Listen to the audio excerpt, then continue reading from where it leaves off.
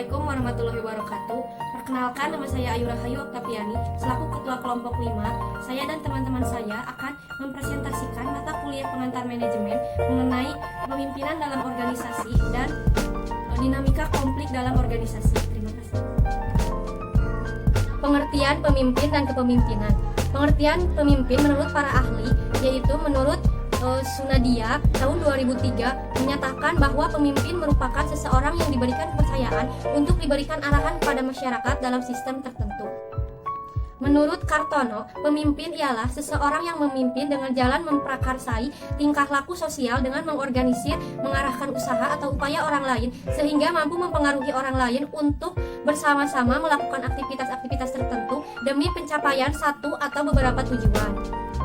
Menurut Hasibuan tahun 2011, pemimpin adalah seseorang yang mempergunakan wewenang dan kepemimpinannya untuk mengarahkan orang lain serta bertanggung jawab atas pekerjaan orang tersebut dalam pencapaian suatu tujuan.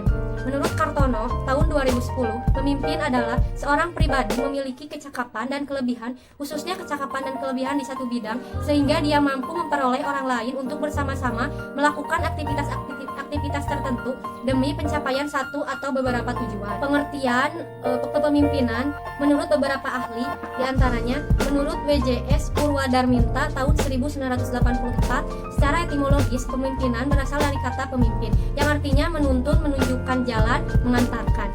Kemudian menurut Wahyu Sudijo tahun 1999 mengemukakan bahwa kepemimpinan adalah proses dalam mempengaruhi kegiatan-kegiatan seseorang atau kelompok dalam usahanya mencapai tujuan di dalam suatu situasi tertentu. Menurut George R. Terry, kepemimpinan adalah kegiatan mempengaruhi orang-orang untuk berusaha mencapai tujuan bersama. Kemudian menurut Slamet tahun 2002, kepemimpinan merupakan suatu kemampuan, proses, atau fungsi pada umumnya untuk mempengaruhi orang-orang agar berbuat sesuatu dalam rangka mencapai tujuan tertentu. Dan terakhir menurut Toha tahun 1983, kepemimpinan adalah aktivitas untuk mempengaruhi perilaku orang lain agar supaya mereka mau diraihkan untuk mencapai tujuan tertentu. Mengenai materi tipologi kepemimpinan dan fungsi dan sifat dari kepemimpinan. Yang pertama, saya akan menjelaskan mengenai tipologi kepemimpinan. Jadi, tipologi kepemimpinan disusun dengan titik tolak interaksi personal yang ada dalam kelompok. Tipe-tipe pemimpin dalam tipologi ini dapat dikelompokkan tipe berdasarkan jenis-jenisnya.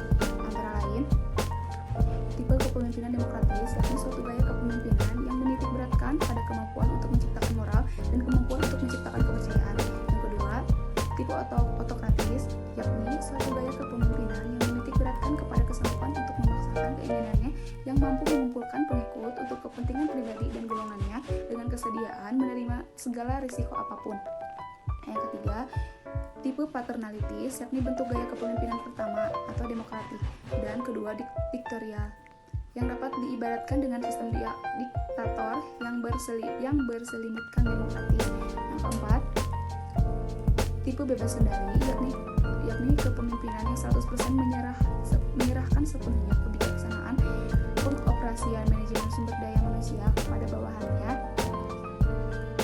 dengan hanya berpegang kepada ketentuan-ketentuan pokok yang ditentukan oleh atasan mereka. Yang selanjutnya saya akan menjelaskan mengenai fungsi dari kepemimpinan. Yang pertama, fungsi instruktif. Fungsi ini menempatkan pemimpin sebagai pengambil keputusan dan memberi tugas terhadap para bawahannya.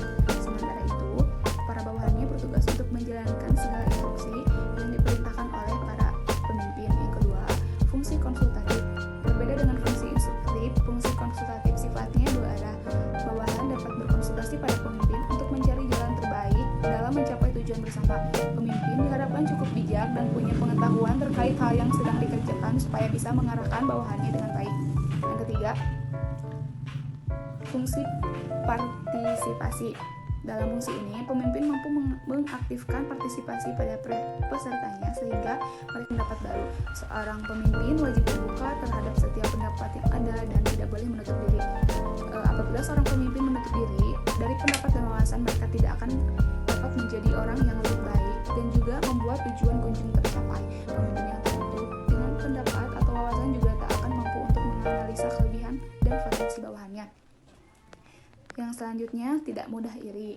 Pada dasarnya, pemimpin memang seseorang yang lebih unggul daripada bawahan. Namun, bukan berarti pemimpin iri apabila bawahannya unggul dalam suatu hal dan justru berusaha untuk terlihat lebih baik. Pemimpin yang baik harus bisa mengarahkan bawahannya, tetapi juga tetap mampu mengapresiasi bawahannya atas sesuatu yang sukses mereka lakukan. Yang selanjutnya, visioner.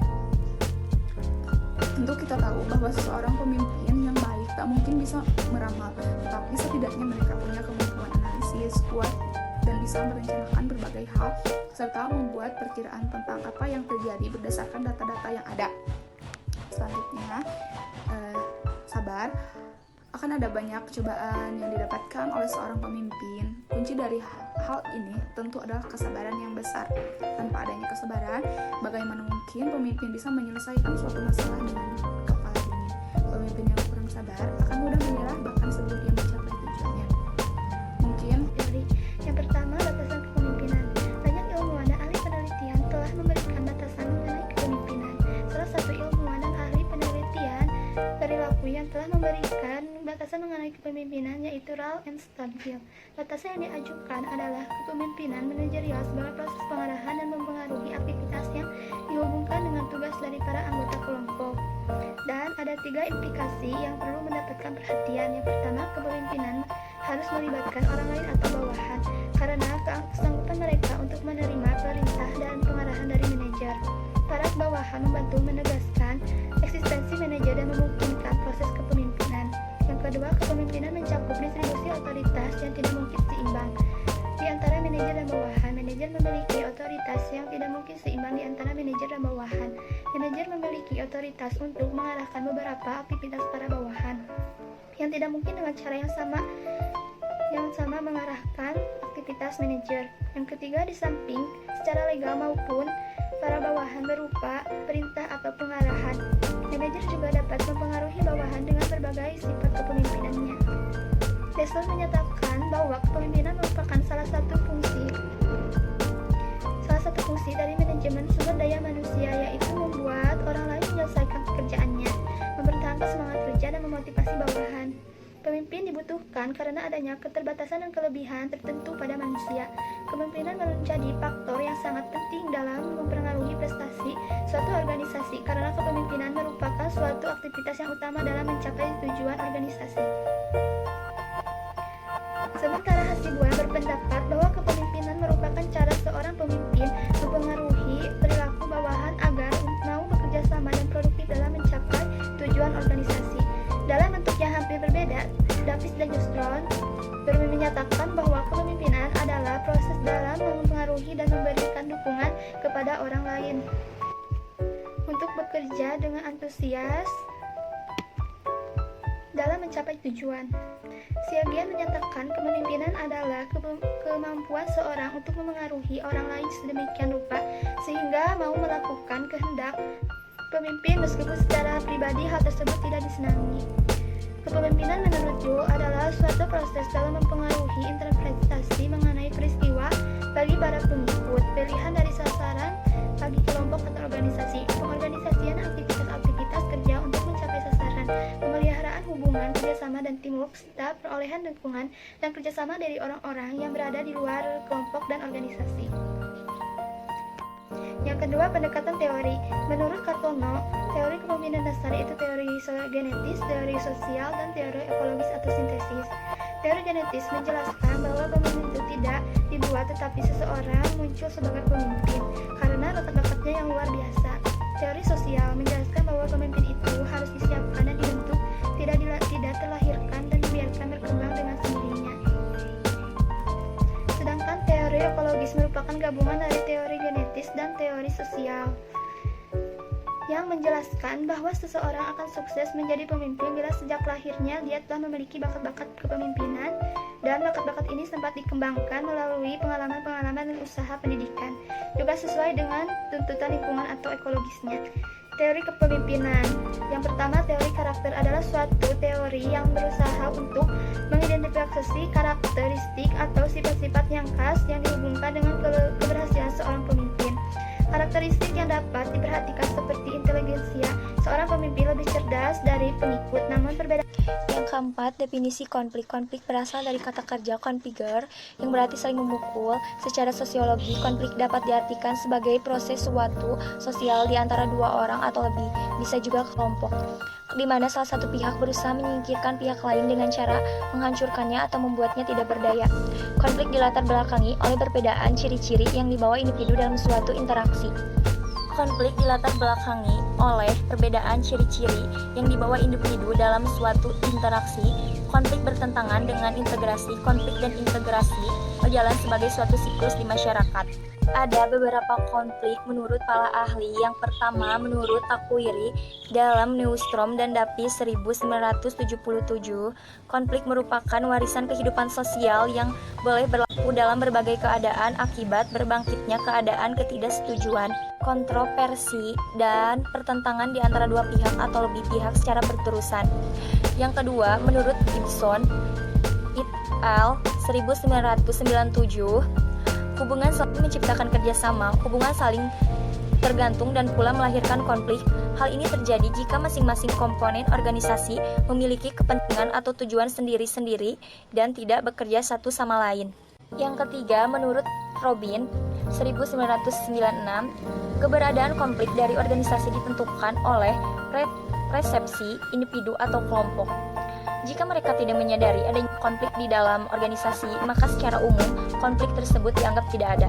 Sebaliknya, jika mereka mempersiapkan bahwa di dalam organisasi telah ada konflik, maka konflik tersebut telah menjadi kenyataan.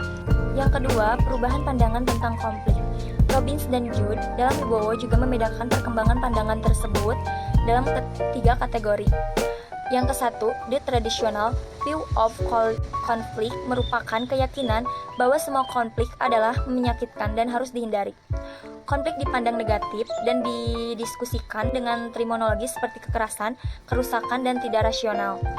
Yang kedua, the interaction view of conflict merupakan keyakinan bahwa konflik tidak hanya merupakan kekuatan positif dalam kelompok, tetapi juga kebutuhan mutlak bagi kelompok untuk berkinerja secara efektif. Menurut pandangan ini, tingkat konflik dapat membantu kelompok bergairah, melakukan kritik diri, dan kreatif.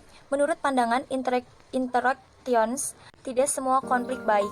Functional konflik yang mendukung tujuan kelompok dan memperbaiki kinerja merupakan bentuk konflik yang konstruktif. Yang ketiga, resolution focused view of conflict merupakan pandangan bahwa konflik merupakan tidak dapat dihindarkan di kebanyakan organisasi dan lebih memfokus pada penyelesaian konflik produktif.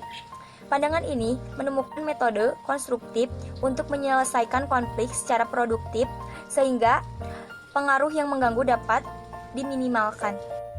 Saya akan menjelaskan tentang jenis konflik. Satu, konflik pribadi. Konflik pribadi adalah konflik yang terjadi yang disebabkan karena adanya dua individu yang saling tidak menyadari kesalahan dari masing-masing. Dalam konflik pribadi, masing-masing individu akan saling berusaha untuk menjatuhkan. Contoh saja perselisihan yang terjadi antara ketua dan sekretaris dalam suatu organisasi. Karena tidak ada pihak yang mau mengalah, maka terjadilah konflik di antara mereka. Dua, konflik kelompok. Konflik kelompok adalah konflik yang terjadi di antara dua kelompok atau lebih yang memiliki tujuan yang sama namun memiliki pendapat atau cara pandang yang berbeda. Dalam konflik ini biasanya menimbulkan beberapa kerugian yang sifatnya materi dan menimbulkan kerusakan infrastruktur. Contoh, tawuran antar pelajar yang terjadi di kota-kota yang menyertakan banyak peserta tawuran mengakibatkan kerusakan infrastruktur kota seperti halte maupun tanaman hias yang di pinggir jalan. 3. Konflik antar kelas. Konflik antar kelas adalah konflik yang terjadi pada individu maupun kelompok yang berada di tingkatan kelas yang berbeda. Kelas yang dimaksud dalam hal ini adalah kedudukan seorang individu atau kelompok dalam masyarakat secara vertikal. Contoh saja seperti adanya demo para buruh pabrik yang menuntut pemilik pabrik untuk menaikkan upah yang selama ini mereka merasa kurang layak untuk memenuhi kebutuhan hidup mereka. 4. Konflik politik. Konflik politik adalah konflik yang terjadi antar kelompok maupun antar individu yang berbeda pandangan. Hal ini biasa terjadi dalam ranah politik karena masing-masing individu maupun kelompok memiliki cara pandang, pola pikir yang berbeda, namun memiliki satu tujuan yang kekuasaan. Contoh, partai oposisi maupun partai koalisi saling beradu argumen dan saling menjatuhkan untuk memenangkan calon kandidat pemimpin untuk memegang kuasa negara.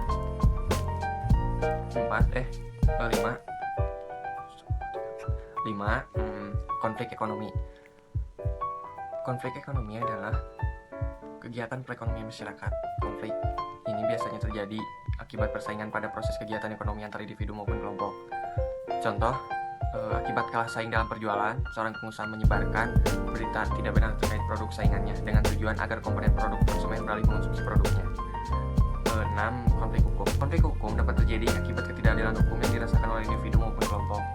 Ketidakadilan tersebut muncul karena hukum yang diberikan tidak sesuai atau terjadi penyalahgunaan terhadap hukum. Contoh, unjuk rasa dilakukan oleh kelompok orang yang menuntut bahwa hukum yang diberlakukan oleh para koruptor tidak sesuai dengan hukum yang berlaku. Mereka merasa pemberian hukum kepada koruptor seperti tubuh ke bawah dan terkesan tidak adil kepada rakyat kecil. 7. Konflik ras. Konflik ras tidak sering terjadi dalam masyarakat. Konflik ras terjadi akibat ketidakadilan yang dibuat dari salah satu ras.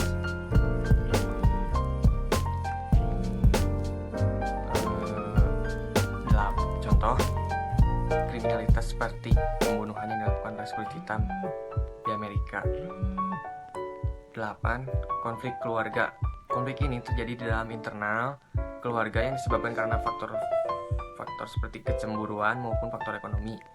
Contoh, beberapa anggota keluarga memperebutkan harta waris yang merasa bahwa bagian yang didapat tidak sesuai dengan apa yang diharapkan.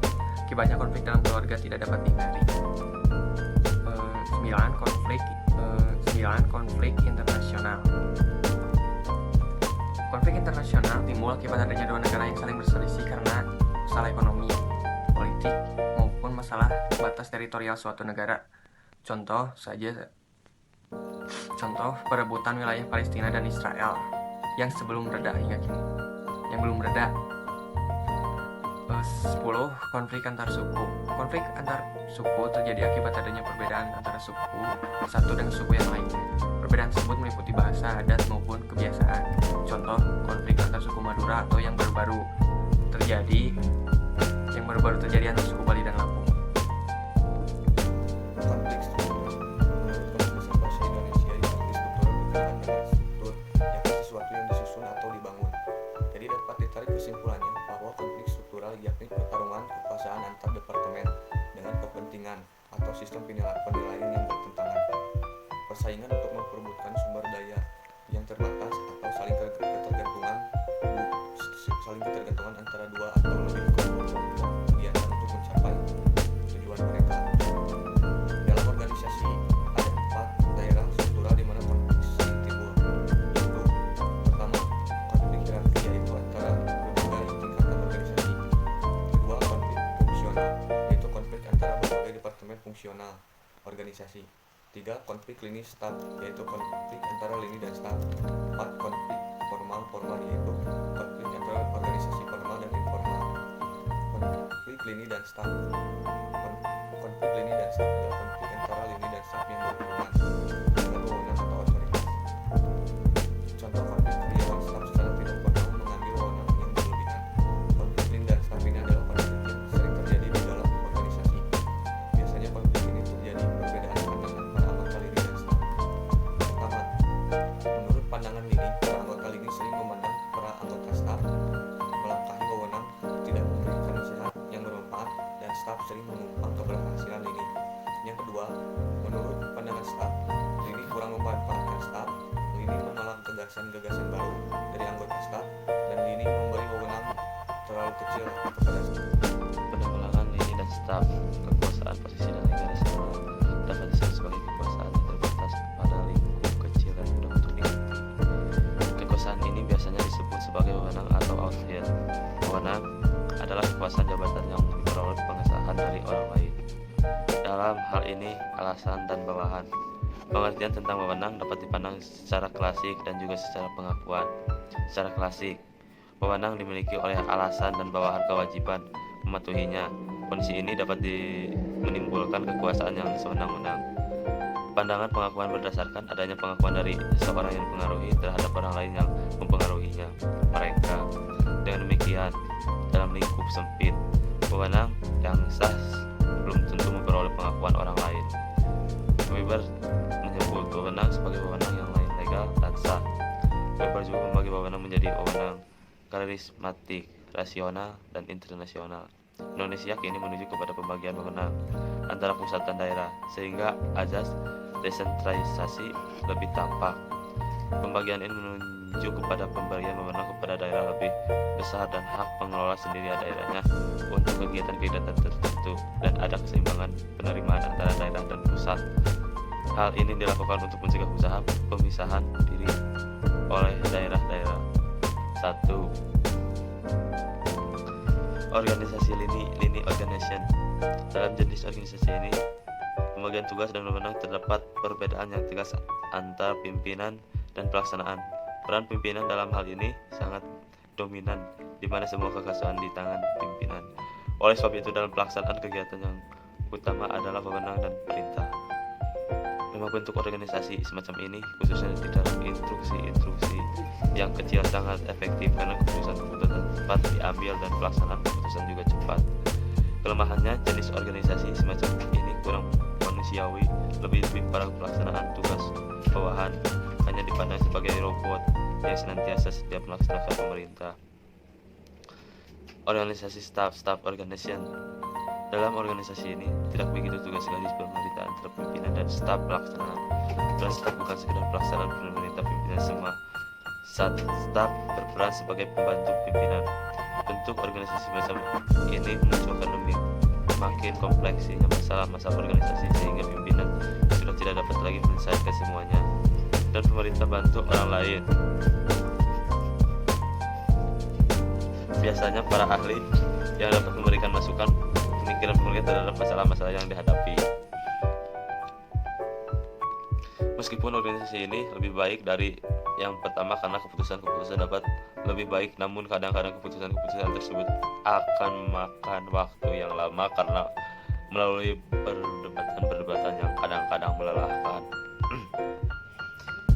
1. Organisasi lini dan staf. Organisasi ini merupakan gabungan kedua jenis organisasi yang terdapat disebut lini dan staf. Dalam organisasi ini, staf bukan sekedar pelaksanaan tugas, tapi juga diberikan wewenang untuk memberikan masukan dan disiplinnya sesuai baik.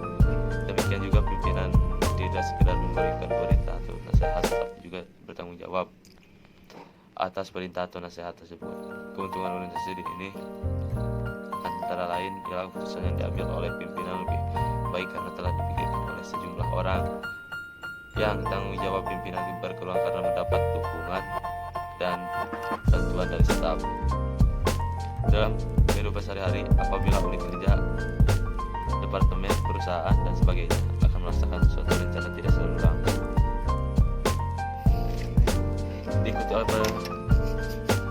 diikuti oleh penyusunan organisasi baru. Struktur organisasi itu biasanya sudah ada terlebih dahulu, dan ini relatif cenderung permanen, lebih dari sistem organisasi departemen.